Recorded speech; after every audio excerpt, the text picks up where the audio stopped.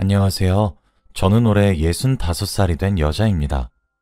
얼마 전 저에게 기적 같은 일이 일어났는데 지금 생각해도 하늘이 저를 도운 게 아닌가 싶어서 글을 남기려고 합니다. 저희 때에는 연애하고 결혼하고 이런 게 없었어요. 그냥 마음에 들면 결혼하거나 부모님이 이 남자랑 하라고 하면 잔말 말고 해야 했죠. 그래서 저도 남편을 몇 번 보지도 못했는데 바로 결혼식을 올리고 임신을 했습니다. 얼마 만나지 않은 것 치고는 남편은 저에게 잘해주었고 저도 그런 남편이 싫진 않았어요. 그런데 시어머니가 정말 악덕이었습니다. 엄청나게 고지식하시고 가부장적이셔서 여자는 바깥일 하면 안 된다. 남자아이를 무조건 낳아야 한다는 것을 입에 달고 사셨거든요. 그래서 저도 아들을 낳아야 시어머니께 예쁨 받을 수 있다는 생각에 아들을 원했지만 저는 딸을 낳았습니다.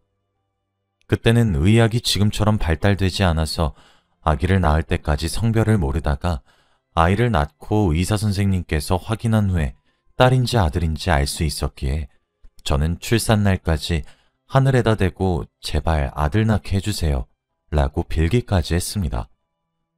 딸을 낳으니까 시어머니의 구박은 더 심해졌어요. 이에 갖다 버려라 라고 하시면서 딸을 막대하셨거든요. 남편과 제가 말려도 시어머니 한 명을 감당하기 힘들었습니다. 그리고 아이를 낳자마자 곧장 둘째를 가지시라고 하셨죠. 저는 첫째 아이를 낳다가 생사가 왔다 갔다 할 지경까지 이르러서 겨우 정신을 차리고 아이를 낳은 건데 제 아픔은 다 무시하시고 아들을 낳으라고 강요하다니요. 결국 둘째를 낳지 않았고 첫째만 있으면 된다고 했습니다. 당연히 시어머니는 저에게 버르장머리 없다고 화를 불같이 냈지만 아랑곳하지 않았죠. 시어머니는 여자인 아이가 보기 싫었는지 저와 남편이 한눈을 팔고 있으면 누워있는 신생아 딸을 괴롭히는 게 일상이었습니다. 한 번은 시어머니가 아이를 잘못 놓는 바람에 두피에 큰 흉터가 났어요. 저희 딸은 몇십 바늘을 꼬맸고 수술 부위에는 머리카락이 자라지 않게 되었습니다. 그래서 결국 저와 남편은 시어머니와 인연을 끊기로 결심했습니다. 그 뒤로 한 번도 찾아뵙지 않고 찾아가지도 않았죠. 그리고 아이는 4살이 되었습니다. 커갈수록 머리는 점점 커져가는데 수술 부위는 머리카락이 자라지 않으니 머리가 많이 비어 보이는 거 있죠. 여자아이는 가뜩이나 그런 거에 예민한데 커서 아이가 상처를 받을까봐 너무 걱정되었습니다. 저는 딸 사랑이 지극했기에 항상 어딜 가든 같이 다니고 손을 꼭 잡고 다녀요. 딸은 시장을 좋아해서 장날에 갔더니 사람들이 엄청 많더라고요. 너무 많아서 손을 놓기라도 하면 딸을 잃어버릴 것만 같은 기분이었습니다. 저는 많은 사람들 속에서 어린 딸과 함께 걷고 있었어요. 혹시라도 애가 밟힐까봐 안고 싶었는데 장을 너무 많이 봐서 손에는 짐이 가득했기에 손만 잡을 수밖에 없었습니다. 시장에 나올 때쯤 출구 쪽에 맛있는 도너츠가 팔더라고요. 딸이 가장 좋아하는 음식이 도너츠라 항상 시장을 올 때마다 그 가게에 들러서 몇 개 사서 집으로 갔어요. 그날도 어김없이 딸이 엄마, 도너츠! 라고 했고 저는 사주기 위해 가게 앞으로 갔죠. 가방 안에 지갑이 있었고 돈을 꺼내기 위해서는 딸의 손을 잡고 있던 손을 놔야만 했어요. 딸에게 민정아, 딱 1초만 기다려 하고 손을 잠깐 놓고 가방에서 돈을 꺼내고 주인에게 드리고 나서 옆에 서 있을 민정이를 봤는데 아이가 없는 겁니다. 민정이가 워낙 숨바꼭질을 좋아해서 항상 숨는데 그때도 그런 건 줄 알고 우리 민정이 어디 숨었나? 라고 하면서 장난을 쳤어요. 그런데 민정이는 도너츠를 받을 때까지 돌아오지 않더라고요. 그때 이건 숨바꼭질이 아니라는 생각이 들었고 많은 인파 속에서 민정이 이름을 외치며 아이를 찾아다녔습니다. 그런데 이미 제 시야에서 사라진 민정이는 다시 돌아오지 않았죠. 저는 해가 질 때까지 민정이를 시장 구석구석을 찾아다녔는데 전혀 보이지 않았습니다. 시장 아주머니께도 우리 민정이 보셨어요? 하면서 물어봐도 모른다고 했죠. 민정이가 보이지 않으니까 무서워지기 시작했고 혹시라도 나쁜 일이 생겼을까봐 너무 걱정되더라고요. 해가 지고 나서 경찰서에 가서 바로 신고를 했습니다. 그리고 집에 가자마자 남편을 부여잡고 엉엉 울었어요. 남편은 도대체 애 엄마란 사람이 왜 그렇게 책임감이 없어?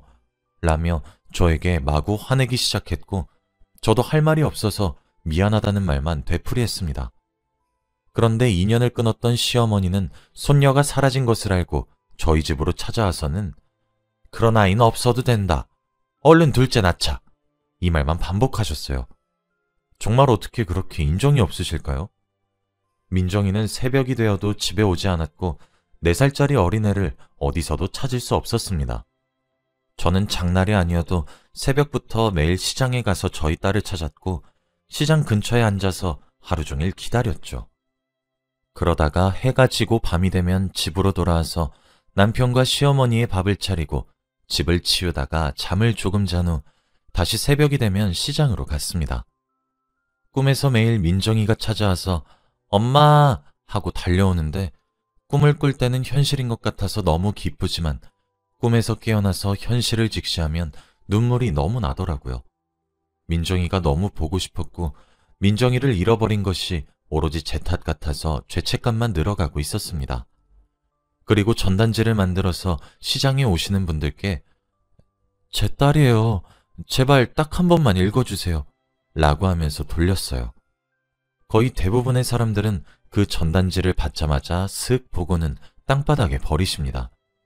아니면 사례금을 얻기 위해서 딸을 봤다고 거짓말을 치는 사람도 있었고요. 정말 그렇게 몇 년 동안 딸을 찾고 싶어서 아등바등했어요. 그런데 딸의 소식은 전혀 알 수 없었고 어디서 어떻게 지내는지 죽었는지 살았는지 알 방법이 없었죠. 그리고 남편도 하나밖에 없는 딸이 돌아오지 않으니까 하루 종일 술만 먹고 살았습니다. 자기도 꿈에서 민정이가 계속 보인다면서 술을 먹으면 저를 폭행했고요. 민정이를 잃어버린 건 제 잘못이고 맞아도 싸다고 생각해서 남편의 폭행을 일방적으로 맞고만 있었네요. 남편은 술만 먹으면 저를 때렸고 저는 죄책감을 조금이라도 덜기 위해서 맞았습니다. 그렇게 몇 년 동안 생활이 반복되다 보니 남편이 간암에 걸리게 되었어요. 의사 선생님은 술을 너무 많이 먹어서 그렇다고 했죠. 이미 발견했을 때에는 손을 쓸 수 없는 단계였고 너무 많이 퍼져서 살 날이 얼마 남지 않았다고 하셨습니다. 남편과 저 사이에 사랑이 없는 건 당연했고 무미건조했기에 남편이 죽는다는 말에 별로 흔들리지 않았어요. 그런데 시어머니는 달랐어요. 저보고 하나밖에 없는 아들 죽였다면서 화를 내는 건 당연했고 폭언과 폭행을 했습니다. 네가 우리 아들 죽였어. 네 딸까지 죽이고 남편까지 죽이냐? 다음은 나까지 죽이겠다? 우리 아들 목숨값 내놔! 라면서 저에게 오만 물건을 다 던지셨어요. 그리고 얼마 지나지 않아 남편은 세상을 떠났고 집에는 시어머니와 저 단둘이서 살게 되었습니다. 시어머니는 저를 괴롭히려고 온갖 악행이란 악행은 다 저지르면서 저를 못살게 구셨습니다. 이런 일이 한두 번이 아니고 몇십 년 동안 되다 보니까 저도 이제 나이가 있는데 도저히 시어머니의 수발을 들고 싶지 않더라고요. 시어머니의 괴롭힘을 무려 40년 동안 감당해야 했습니다. 어린 딸은 실종되고 남편은 죽고 가관이죠. 솔직히 제 기운이 좋지 않나 싶기도 했고 시어머니의 마음도 이해가 갔기에 단 한 번도 반항하지 않았습니다. 그런데 시간이 지날수록 나아질 줄 알았던 고통은 점점 더 심해져 갔고 꿈에 어린 딸과 남편이 나오는 일이 수두룩 빽빽 하더라고요. 매일 밤을 울면서 보냈고 잠들기 전에 항상 이대로 죽었으면 좋겠다 라고 생각하며 잠에 들었던 것 같아요. 제 나이가 60살이 되니까 죽는 게 두려워지지 않았거든요. 40년이 지나도록 딸에 대한 소식이 없으니까 딸이 죽었다고 생각했던 것 같습니다. 그리고 평소처럼 시어머니의 구박에 시달리던 어느 날이었어요. 시어머니의 잔소리를 들으며 시중을 들고 있었는데 어머니께서 갑자기 쓰러지신 겁니다. 저는 깜짝 놀라 그 자리에서 기절하고 말았어요. 평생 시어머니께 씻을 수 없는 죄를 지었죠. 골든타임을 놓쳐 시어머니는 돌이킬 수 없는 상태가 되었고 결국 돌아가시게 되었습니다. 저는 이틀 만에 깨어나서 병원 신세를 지게 되었어요. 한 번도 이렇게 사람이 많은 곳에서 있었던 적이 없다 보니 어색했고 병실 사람들과 어울리기 힘들 것 같더라고요. 6인실이었는데 사람들이 다 심성이 좋고 착해서 다행히도 금방 친해졌습니다. 다들 저마다 사연이 있더군요. 그치만 제 사연을 듣고는 아이고 웃잘꼬 라면서 위로해 주었어요. 다른 가족들이 찾아와서 맛있는 것도 먹으러 가는데 저 혼자서 병실에 남아 창밖만 바라보고 있었습니다. 그런 제 모습이 간호사가 안쓰러워 보였는지 옆으로 오더군요. 가족들 보고 싶으시죠? 네, 엄청요. 지금이라도 가족들 따라가고 싶어요. 혼자 남은 저를 항상 챙겨준 건 저희 병실 담당 간호사였어요. 다들 밖으로 나가서 친구들 만나고 할 때 간호사가 찾아와서 제 말동무가 되어주면서 친해지게 되었죠. 그렇게 몇 주 동안 급속도로 친해졌어요. 그 간호사는 45살이라 나이가 좀 있는 편이라서 말이 더 잘 통하더라고요. 그런데 볼수록 우리 민정이가 생각나는 거 있죠? 얼굴에 점이 있는 것도 똑같고 나이도 비슷했습니다.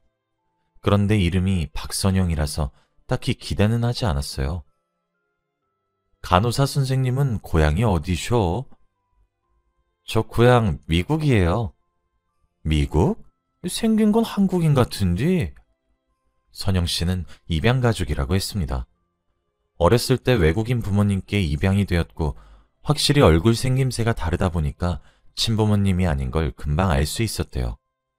그래서 크고 나서 부모님께 사연을 들어보니 보육원에 있던 선영 씨가 너무 예쁘고 귀여워서 데리고 왔다네요. 친부모를 찾기 위해 그 보육원에 다시 가보았지만 입양 기록에 친부모의 인적사항이 없어서 친부모를 못 찾고 있다고 하더라고요. 미국에서 간호사로 일하다가 한국에서 부모님을 찾기 위해서 한국 병원에 간호사로 들어왔다고 합니다. 선영 씨는 친부모가 자신을 버렸다고 생각하고 있더군요. 도대체 어떤 대단한 사람이길래 저를 버렸을까요? 저 버리고 잘 살고 있겠죠? 라며 말을 하더라고요. 아이고, 부모가 어떻게 자식을 버리나. 그래도 부모인디. 아니요. 40년이 지나도 아직까지 찾지 않는 거 보면 확실한 것 같아요. 빠른 시일 내에 찾으려고 한국 오자마자 DNA 등록했어요. DNA? 그게 뭐셔? 어머, 환자분, 그거 안 하셨어요? 딸 찾으신다면서요. 그거 해놓으면 나중에 더 쉽게 딸 찾으실 수 있을 거예요. 선영 씨가 알려주신 거는 DNA를 채취해서 그걸 등록해 놓으면 자식을 찾을 수 있다고 했고 저는 덕분에 바로 등록을 했네요. 요즘 이걸로 잃어버린 자식이나 부모를 찾는 사람들이 많다고 했습니다. 솔직히 저는 그때 민정이가 죽은 줄 생각하고 있었고 장례라도 제대로 치르고 싶어서 등록을 한 겁니다. 그치만 연락은 오지 않더라고요. 그리고 저는 약 2달간의 병원 생활을 끝내고 퇴원을 할 날이 왔어요. 선영 씨와 이야기를 하면 시간 가는 줄도 몰랐고 재밌었는데 앞으로는 어떻게 살아가야 할지 막막한 거 있죠. 이제는 가족이 한 명도 없었기에 저 혼자 해야 했거든요. 제 퇴원날 선영 씨가 데려다 주겠다고 말을 해주었고 병원 건물 입구까지 데려다 주었어요. 그런데 갑자기 선영 씨가 신발끈 풀리셨네요? 묶어드릴게요. 라고 하더라고요. 늙은이 허리 안 굽어진다면서 젊은 자기가 하겠다며 구불에 앉아서 신발끈을 묶어주는데 갑자기 선영 씨가 늘 쓰고 계시던 모자가 툭 하고 떨어졌습니다. 그런데 더 놀라운 건 저희 딸 민정이와 똑같은 부위에 수술 흉터가 있더라고요. 저는 너무 놀라서 간호사님, 이건 무슨 흉터예요? 라고 물어보니까 어릴 때 생긴 거래요. 저도 잘 몰라요. 라고 했습니다. 설마 하고 생각을 하기 시작했어요. 선영 씨는 머리의 흉터가 너무 커서 콤플렉스가 되었다고 하더라고요. 그래서 다들 쓰지 않는 모자를 혼자서 쓰고 있다고 했죠. 저는 그때부터 선영 씨가 혹시나 잃어버린 민정이가 아닐까라는 생각을 조금 했던 것 같아요. 그리고 집으로 돌아와서 보니 좁은 집이 혼자만 있으니까 너무 커 보이더라고요. 그동안 먼지도 많이 쌓였고 시어머니와 남편의 물건이 가득했습니다. 또 그 자리에서 미안해서 펑펑 울었네요. 한바탕 울고 나니까 힘이 없어서 방바닥에 주저앉아 있는데 갑자기 집 전화로 전화가 왔습니다. 받으니까 제가 그때 DNA를 등록했던 곳이었죠. 할머니, 따님분 찾은 것 같아요. 라고 하는 겁니다. 저는 너무 놀라서 신발도 제대로 신지 않은 채로 버스를 타고 그곳으로 갔어요. 도착해서 전화하신 분을 찾았는데 여기 검사 결과지고요. 따님분에게도 연락을 드렸으니까 곧 오실 거예요. 여기서 조금만 기다리세요. 라고 하더라고요. 저는 정말 심장이 터질 것만 같았고 40년 만에 본 딸은 어떻게 생겼을지 너무 기대되었습니다. 첫 마디를 어떻게 해야 할지 고민이 되기도 하면서 내 딸이 아니면 어떡하지 등등 정말 많은 생각을 했네요. 그렇게 한 30분 동안 기다린 것 같아요. 그때 검사해 주시는 분께서 한 여자를 데리고 왔는데 할머니, 따님분이에요. 라고 하더라고요. 그 여자의 얼굴을 보고 저는 정말 충격을 받았습니다. 바로 선영 씨였거든요. 저와 선영 씨는 눈이 마주치고 둘 다 놀라면서 펑펑 울었습니다. 검사해 주시는 분도 저희 둘이가 이미 아는 사이니까 놀란 눈치더라고요. 선영 씨가 저에게 말해주었던 모든 이야기는 다 제 얘기였습니다.